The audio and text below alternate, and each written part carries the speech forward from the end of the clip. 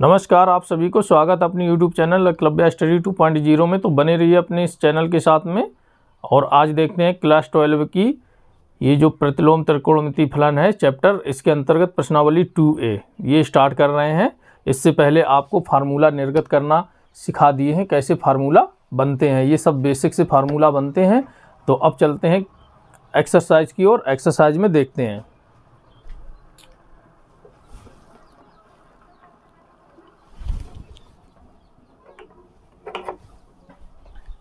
Exercise 2A question number 1 का first part. Question number 1 first part में दे रखा है कॉज इनवर्स 1/2। क्या दिया है? Cause inverse 1/2। इसकी वैल्यू निकालनी है, यानी का मान याद करना। तो मान लेते हैं, माना कि कॉज इनवर्स 1/2 का मान क्या है? x। हमने मान लिया तो हमको यहाँ से ये जो मान है, ये इसकी वैल्यू हमको पता चल जाएगी। ये जी 1/2 है, ये किस एंगल का मान है? तो 1/2 बराबर हमको क्या पता चलेगा?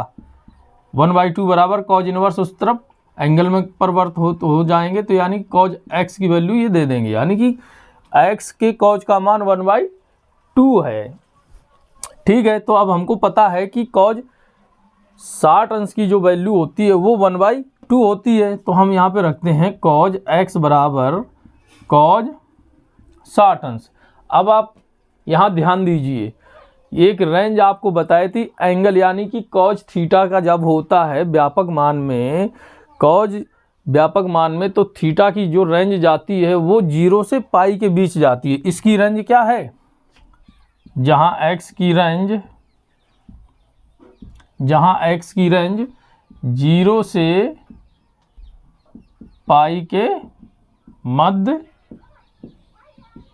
स्थित है। ठीक, ये आपको जरूर लिखना है, जहां x की रेंज 0 से पाई के मध्य स्थित है। तो अब आप देखिए cos 60 अंश को हम रेडियन में कन्वर्ट करेंगे तो π/3 रहेगा। क्या रहेगा? π/3। यहां से हम कंपेयर कर लेंगे एंगल को, तो हमको x की वैल्यू क्या मिल जाएगी? π/3, और यही हमारा आंसर हो जाएगा। ठीक, अब चलते हैं इसके सेकंड पार्ट की ओर। सेकंड पार्ट क्या कहता है? सेकंड पार्ट में भी ऐसी लगाते हैं, सेक इनवर्स 2। क्या दिया है? सेक इनवर्स 2 मान लेते हैं, इसकी वैल्यू x है। ठीक, मान लिए x, तो हमको ये दो जो मान दिया है इसका हमको मान पता चल जाएगा, यानी कि 2 का ये जो मान 2 आया है, वैल्यू 2 है, इसका एंगल क्या है? तो एंगल यहाँ से हमको पता चला sake of x। Sake of x, तो सेक ऑफ x बराबर हम निकाल लेंगे, सेक ऑफ x बराबर ये किसका मान है? सेक में 60 अंश का मान है, इसकी भी रेंज रहती है। तो जो 60 अंश आएगा वो 0 से पाई के बीच में होनी चाहिए, यानी 0 से 180 अंश के बीच में ही होनी चाहिए, इसके बाहर नहीं होनी चाहिए। तो यहाँ लिखेंगे, जहाँ रेंज, जहाँ x की रेंज, यानी कि x की जो परिसर है वो 0 से पाई के मध्य स्थित है। ठीक, ये लिखना जरूरी है, यानी कि सेक 60 अंश को हम डिग्री में है तो इसको हम रेडियन में कन्वर्ट करेंगे तो π/3 रहेगा। क्या रहेगा? π/3। तो यहाँ से कंपेयर कर लेंगे तो x की वैल्यू क्या मिलेगी हमको? π/3, और यही हमारा उत्तर होने वाला है। ठीक, यही हमारा आंसर आ गया। अब चलते हैं आगे, अगला पार्ट देखते हैं। अगला पार्ट क्या कह रहा है? थर्ड पार्ट में देखते हैं। थर्ड पार्ट क्या कह रहा है? tan inverse -1। tan इनवर्स -1 यही दिया है। tan इनवर्स -1 की हमको वैल्यू निकालनी है। तो आप देखिएगा, पहले इसकी भी रेंज होगी कहीं ना कहीं। tan में रेंज कहाँ तक जाती है ये आपको पता होनी चाहिए। tan में जो रेंज जाती है वो -π/2 से +के π/2 के बीच में ही रहती है। समझ गए? तो चलिए इसके बराबर हम x मान लेते हैं। क्या मान लिए? x मान लिए। जब हम x मान लिए तो हमको -1 जो मान दिया है इसकी हमको एंगल पता चल जाएगा।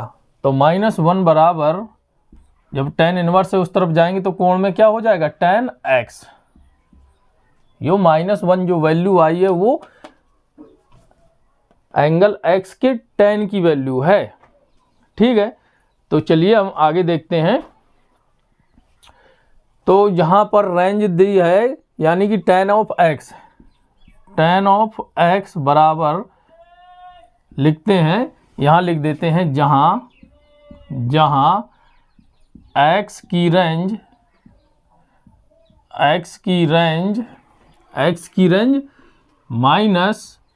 -π/2 से π/2 के मध्य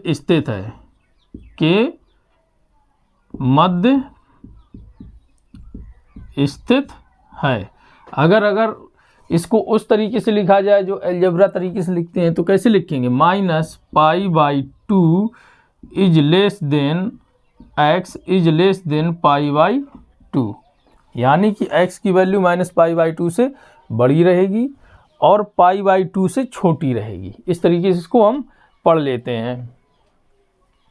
ठीक, तो अब देखिए इसकी वैल्यू कहाँ दी है? ये -1 दी है, -1 है। इस तरीके से हमने इसको लिख लिया। अब आप ध्यान दीजिए, tan x बराबर, ये माइनस चिन्ह है तो हम माइनस को माइनस पे ही रहने दें। और 1 की वैल्यू क्या होती है? tan में 45 अंश की होती है। 45 अंश को हम रेडियन में कन्वर्ट करके चलते हैं तो π/4 मिलता है हमको। तो π/4 की वैल्यू है, यानी कि tan किसकी है? π/4 की वैल्यू है। अब आप कहेंगे ये माइनस को उसमें बदलेंगे। हमने भैया यहाँ से चलना है -π/2 और π/2 के बीच में ही हमको रहना है। जब इन दोनों के बीच में रहना है तो ये जो π/4 मिला है ये इससे छोटा है तो ये अंदर ही रहेगा। π/4 जो है π/2 से छोटा है तो अंदर रहेगा, यानी x की वैल्यू π/2 से छोटी ही है। तो इसलिए हमको यही वैल्यू रखनी पड़ी। अगर ये इसकी रेंज अगर ज़्यादा होती तो हम इस माइनस को अंदर कहीं ऐसे फिक्स करते कि हमको ये कहीं ना कहीं 180 अंश प्लस थीटा कहीं ना कहीं हमको मिलती जाके, ठीक है, या 180 अंश माइनस थीटा में कहीं ना कहीं मिलती जाके। लेकिन हमको π/2 से हमको ये छोटी वैल्यू मिल रही है, यानी 90 अंश से छोटी वैल्यू है। तो छोटी वैल्यू क्या है? π/4 45 अंश है, तो x की वैल्यू 90 अंश से छोटी ही रखनी है। इसमें ये कंडीशन रखी हुई है, ये कंडीशन है। इस कंडीशन से हम बाहर नहीं चल सकते, इस कंडीशन को लेके ही चलेंगे। तो हमको क्या मिला? tan π/4। अगर हम कंपेरिजन कर लेंगे, कंपेरिजन अभी नहीं करेंगे, ये माइनस है, माइनस हम अंदर लेके जाएंगे, माइनस यानी एंगल में ही तो हमको रखना है। कंपेरिजन तो तभी होगा जब हमको सेम मिलेगी वैल्यू, लेकिन ये माइनस में है, इसको हम प्लस में करते हैं। तो tan ऑफ x बराबर tan, अब आपको पता होगा कि tan माइनस थीटा बराबर क्या होता है? tan माइनस थीटा बराबर होता है माइनस tan थीटा, यही होता है। तो हम इस माइनस को एंगल में रख देते हैं जाके, तो -π/4। कोई दिक्कत हुई? अब आपको पता है tan माइनस थीटा की वैल्यू क्या होती है? -tan theta. बस हमने कन्वर्ट कर दिया है इसको, बाद बाकी वैल्यू वही है। अब हम यहाँ से कंपेरिजन कर लेते हैं, यानी तुलना कर लेते हैं कोणों की। तो क्या हमको मिलेगा? x बराबर मिल जाएगा -π/4। ठीक, तो यही हमको आंसर मिलने वाला था, जो हमको आंसर मिल गया -π/4। यहाँ तक समझ में आया आपको? अब चलते हैं इसका चौथा पार्ट। क्या है? Cosec inverse 2। कॉसेक इनवर्स 2 में देखते हैं, इसका चौथा पार्ट है कॉसेक इनवर्स 2 दिया है। कॉसेक इनवर्स 2 ये दिया है, इसकी वैल्यू हमको निकालनी, इसका जो मुख्य मान है वो हमको निकालना है। तो इसकी वैल्यू हम मान लेते हैं x। चलो हम इसकी वैल्यू x मान लिए। ठीक, तो ये जो 2 मान दिया या ये वैल्यू 2 दे रखी है, इसका एंगल हमको पता चल जाएगा। तो यानी कि जो 2 वैल्यू दी है इसकी एंगल क्या हो जाएगी? Cosec x। इनवर्स उस तरफ जाके कॉसेक x में हो जाएंगे। अब हमको पता चल गया कि कॉसेक x की वैल्यू 2 है, यानी कि जो कोण x है, x की कोसेक का मान ये 2 दे रखा है। ठीक है, तो इसको हम पहले लिख लेते हैं कोसेक x बराबर, अब आप ये देखिए ये 2 की कोसेक में किसकी वैल्यू होती है? कोसेक में जो 2 होता है सारणी में देखेंगे जाके किसकी होती है? 30 अंश की होती है ना, साइन की उल्टी होती है।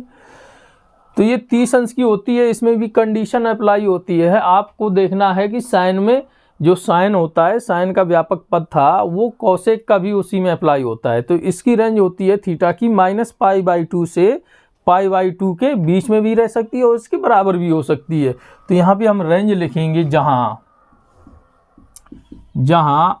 x की रेंज -π/2 से π/2 के मध्य स्थित है। अगर इसको इस लैंग्वेज में लिखा जाए, यानी कि जो एल्जेब्रिक लैंग्वेज में लिखते हैं, तो इस तरीके से लिख सकते हैं कि नहीं लिख सकते? -π/2 is less than equal to x is less than equal to π/2। Algebra में ज़्यादातर ऐसे ही क्वेश्चन रखे जाते हैं जिससे कि अपन लोग समझ में नहीं आ पाता है कि हम करें तो करें क्या इसको। इस तरीके से कंडीशन रखी जाती हैं। अब आप यहाँ पे जो वैल्यू मिलेगी, ये जो डिग्री की जो भी आएगी 2 की, वो -π/2 से π/2 के बीच में रहे या इनके बराबर रहे। तो हमको पता है π/2 90 अंश है। तो यहाँ पे जो 2 है कोसेक में सारणी में देखते हैं तो हमको क्या वैल्यू मिल रही है? 30 अंश। तो 30 अंश तो 90 अंश से छोटी है, तो इसी के रेंज में है कि नहीं है? इसके रेंज में है। तो क्या लिखेंगे हम? कोसेक 30 अंश को हम रेडियन में कन्वर्ट करेंगे, कितना आएगा? π/6। तो π/6 लिख दीजिए हम यहाँ पे ये। ठीक, अब हम यहाँ से कंपैरिजन कर लेते हैं। तो x की वैल्यू क्या मिल जाएगी हमको? π/6, और यही हमारा उत्तर हो गया। आप इस कंडीशन को बहुत अच्छे से समझ के रखें, बिना इस कंडीशन के आपका ये जो क्वेश्चन है वो गलत हो सकता है। इसलिए आप कंडीशन आप जरूर ध्यान दें। अब चलते हैं अगले पार्ट की ओर। अगला पार्ट देखिए क्या कहता है।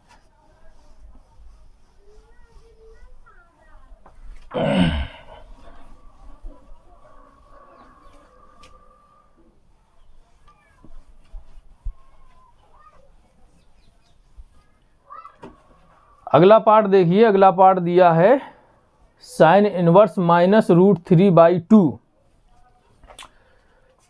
साइन इनवर्स -√3/2 पार्ट कौन सा है? 5वां है, चौथा है? 5वां है। पार्ट 5वें में क्या है? साइन इनवर्स √3/2, वो भी ये दिए हैं माइनस के। किसके हैं? माइनस के। इसकी वैल्यू हमको निकालनी है। यही दिए, इसकी वैल्यू निकालनी है। तो चलो हम इसके बराबर x मान लेते हैं। x मान लिया तो हमको ये जो वैल्यू रखी है इसके एंगल का हमको पता चल जाएगा। तो -√3/2 बराबर साइन x, ये मिल गया हमको, मिल गया।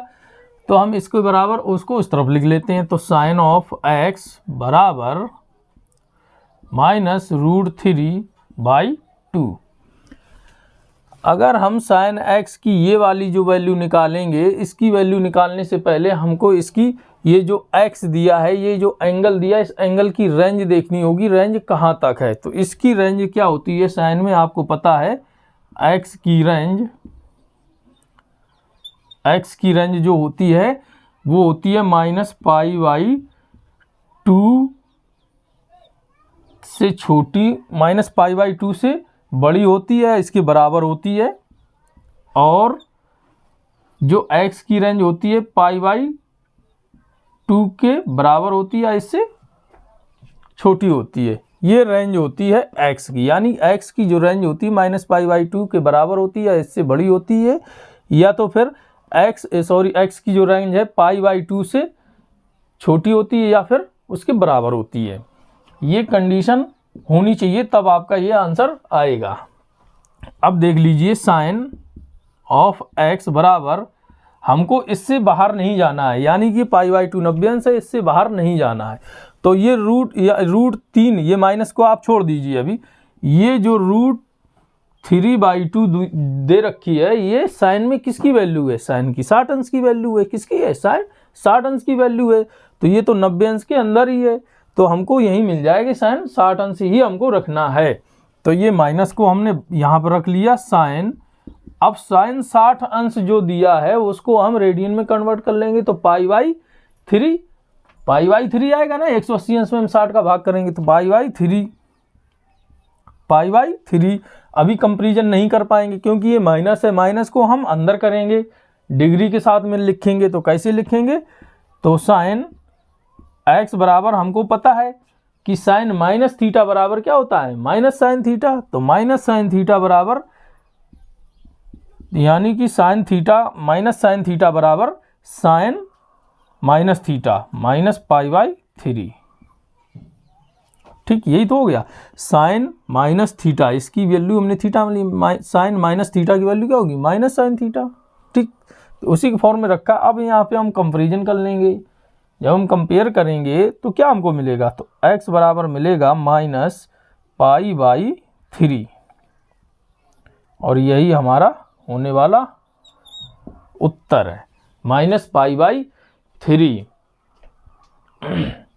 अब चलते हैं इसके अगले पार्ट में। अगला पार्ट क्या है? Sixth tan inverse -√3। इसका अगला पार्ट दिया है सिक्स्थ में tan इनवर्स -√3, यही दे रखा है ना। यही दिया है। इसकी वैल्यू हमको निकालनी है, तो चलो इसके बराबर भी हम x मान लेते हैं। मानने से क्या है कि आसान हो जाता है, आपको समझाने में भी अच्छा लगता है। नहीं डायरेक्ट रख देंगे तो आप कहेंगे डायरेक्ट रख दिया, समझाने में कुछ फर्क पड़ता है। चलिए तो हम यहाँ इसकी वैल्यू निकाल लेते हैं। -√3 की वैल्यू क्या आ जाएगी? -√3 की वैल्यू आ जाएगी, यानी कि एंगल में वैल्यू आएगी tan ऑफ x। ठीक, इसको इस तरफ लिख सकते हैं हम, tan ऑफ x बराबर -√3। इस तरीके से हमने लिख लिया, जहाँ पर हमारी x की जो रेंज है tan में, tan का व्यापक मान tan और cot का वही रहता है जो साइन का रहता है। तो इसमें x की रेंज क्या लिखेगी? लिख देते हैं, जहाँ x की range π/2 is less than x is less than π/2, ये माइनस के रहेंगे, यानी कि -π/2 से और प्लस के π/2 के बीच में रहनी चाहिए, बराबर नहीं। ठीक, बीच में रहनी चाहिए। तो tan ऑफ x बराबर माइनस लगा देंगे। अब √3, माइनस को बंद कर दीजिए क्योंकि हमको 90 अंश के अंदर ही लेनी है वैल्यू। तो √3 किसकी वैल्यू है? 60 अंश की। tan 60 अंश की वैल्यू है, तो tan 60 अंश जो है 90 अंश के बीच में है, यानी कि पहले अंदर है। तो माइनस tan 60 अंश को अगर हम रेडियन में लिखेंगे तो कैसे लिखेंगे? π/3। ठीक, अभी हम कंपेयर नहीं कर पाएंगे, माइनस है, माइनस को हम अंदर करेंगे, एंगल के साथ में लिखेंगे। जब एंगल के साथ में लिखेंगे तो कैसे लिखेंगे? तो यानी tan θ बराबर होता है tan -θ। तो tan -θ के रूप में लिख देते हैं। तो tan x बराबर tan -θ -π/3, इसके फॉर्म में रख दिया है, तो वही चीज़। अब हम कंपेयर कर लेते हैं tan, ये भैया n और है। अब हम यहाँ पे एंगल कंपेयर कर लेते हैं, तो x बराबर क्या मिल जाएगा जब हम तुलना करेंगे? तो -π/3, और हमको यही आंसर चाहिए था। इस तरीके से ये जो 6th पार्ट था उसका आंसर -π/3 आया।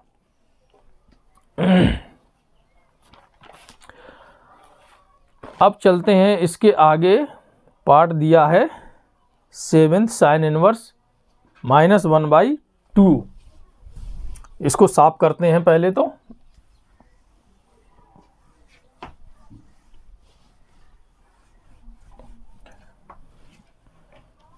ये ट्रिग्नोमेट्री है भैया। ट्रिगोनोमेट्री क्या है कि देखने में लगती है बहुत डिफ़िकल्ट, जब आप समझ जाएंगे और समझने लगेंगे अच्छे से तो आपको बहुत सिंपल लगेगी, बहुत सिंपल लगेगी। इसके जैसा आपको सब्जेक्ट नहीं मिलेगा। आपको पढ़ने में इतनी रुचि हो जाएगी कि आप कहेंगे बहुत मज़ा आता है पढ़ने में। इसका 7th पार्ट दिया साइन इनवर्स -1/2। क्या दिया है? साइन इनवर्स 1/2, वो भी दिए हैं माइनस के। ठीक, यही दे रखा है।